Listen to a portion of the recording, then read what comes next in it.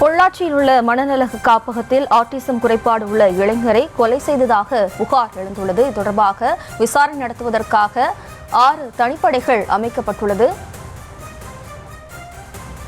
கூடுதல் விவரங்களோடு இணைகிறார் நமது செய்தியாளர் அருண். வணக்கம் அருண், கூடுதல் விவரம்.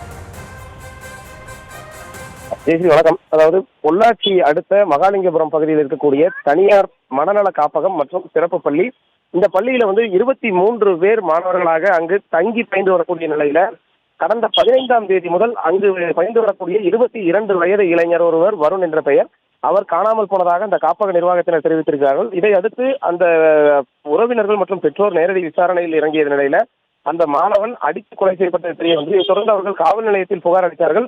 மகாலிங்கபுரம் காவல் நிலையத்தில் அளித்த புகாரின் அடிப்படையில் போலீசார் விசாரணை மேற்கொண்டு வருகிறார்கள். இதற்கிடையே அந்த மாணவன் கொலை செய்யப்பட்டு பொள்ளாச்சி கேரள எல்லையில் இருக்கக்கூடிய எஸ் நாகூர் என்ற பகுதியில் காட்டுப்பகுதியில் புதைக்கப்பட்டது என்பது தகவலானது வெளியாகி இருக்கிறது. இதை அடுத்து அங்க அந்த புதைப்பதற்கு உதவிய ஜேசிபி ஓட்டுநர் மற்றும் ஜேசிபி உரிமையாளர் என இருவரை பிடித்து போலீசார் விசாரணை மேற்கொண்டு வருகிறார்கள். அதே போன்று அந்த காப்பகத்தினுடைய முக்கிய நிர்வாகியான கிரி என்பவர் நேற்று மாலை கைது செய்யப்பட்டு போலீசாரால் விசாரணைக்கு உள்ளாக்கப்பட்டிருக்கிறார்.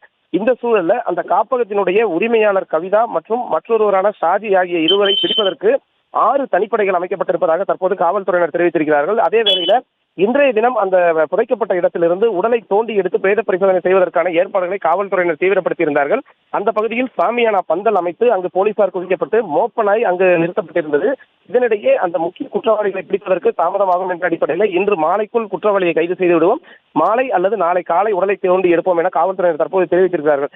இந்த பகுதியில் போலீசார் ஏராளமானோர் குவிக்கப்பட்டிருக்கக்கூடிய சூழல்ல அங்கு அரசியல் கட்சியினர் மற்றும் பொதுமக்கள் என ஏராளமானோர் அந்த பகுதியில் குவிந்திருக்கிறார்கள். எனவே அந்த பகுதியில் ஒரு பரபரப்பான சூழல் எட்டியிருக்கிறது. அதே வேளையில அந்த காப்பகத்தில் இருந்த மேலும் 22 குழந்தைகள் வேறு ஒரு இடத்துல அந்த காப்பக நிர்வாகிகளால் தங்க வைக்கப்பட்டிருந்த சூழல்ல போலீசார் அந்த காப்பகத்தில் சோதனை செய்து அங்கிருந்த அந்த மாணவர்கள் மற்றும் சிறுவர் சிறுமிகளை மீட்டு மற்றொரு பகுதியில் பாதுகாப்பாக தங்க வைத்திருக்கிறார்கள். தொடர்ந்து அந்த பகுதியில விசாரணையானது தீவிரப்படுத்தப்பட்டிருக்கிறது. ஏற்கனவே 2 பேர், அதாவது ஜேசிபி உரிமையாளர் மற்றும் ஓட்டுநர், அதே போன்று முக்கிய குற்றவாளிகள் அந்த விடுதியினுடைய உரிமையாளர்களில் ஒருவரான கிரி ஆகிய 3 பேர் தற்போது காவல்துறையினர் விசாரணைக்கு உட்படுத்தப்பட்டிருக்கக்கூடிய சூழல்ல இந்த சம்பவம் என்பது மிகப்பெரிய ஒரு பரபரப்பை ஏற்படுத்தியிருக்கிறது. ஜெயஸ்ரீ,